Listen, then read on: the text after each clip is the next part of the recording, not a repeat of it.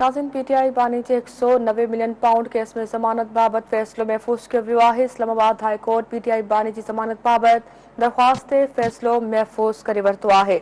अहम ख़बर नाज़रीन असां शेयर कंदा हलूं। पीटीआई बानी जे 190 मिलियन पाउंड केस में ज़मानत बाबत फ़ैसिलो महफूज़ कयो वियो आहे।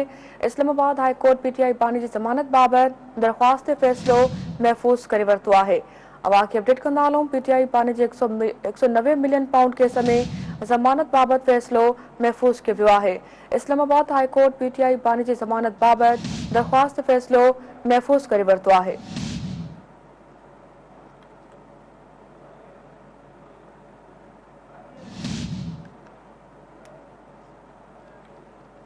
पीटीआई बानी जे 190 मिलियन पाउंड केस में ज़मानत बाबत फ़ैसिलो महफूज़ कयो वियो आहे। इस्लामाबाद हाई कोर्ट पीटीआई बानी जी ज़मानत बाबत दरख़्वास्त फ़ैसिलो महफूज़ करे वरितो आहे।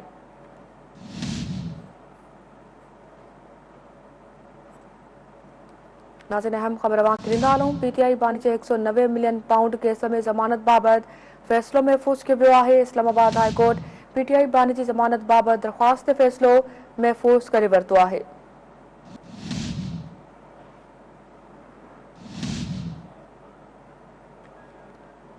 पीटीआई बानी जे 190 मिलियन पाउंड केस में ज़मानत बाबत फ़ैसिलो महफूज़ कयो वियो आहे।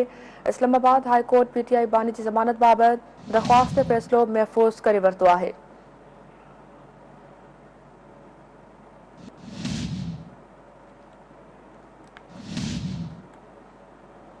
नाज़रीन, अहम ब्रेकिंग न्यूज़ अवां सां शेयर कयूं पिया। पीटीआई बानी जे 190 मिलियन पाउंड केस में ज़मानत बाबत फ़ैसिलो महफूज़ कयो वियो आहे। इस्लामाबाद हाई कोर्ट पीटीआई बानी जी ज़मानत बाबत दरख़्वास्त ते फ़ैसिलो महफूज़ करे वरितो आहे।